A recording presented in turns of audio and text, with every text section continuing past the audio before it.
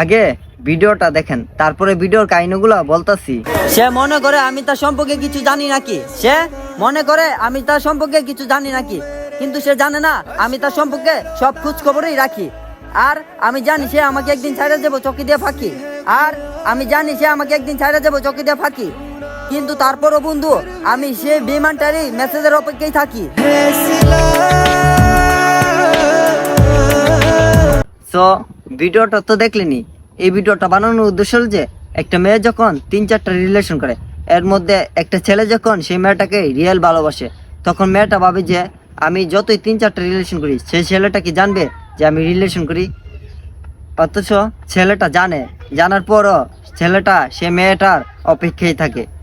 আর হ্যাঁ, এই ভিডিওটা কিন্তু সব মেয়েদের জন্য বানানো হয়েছে না, যারা এরকম কাজ করে তাদের জন্য বানানো হয়েছে। আর ভিডিওটা কেমন হয়েছে কমেন্টে কিন্তু জানাবেন।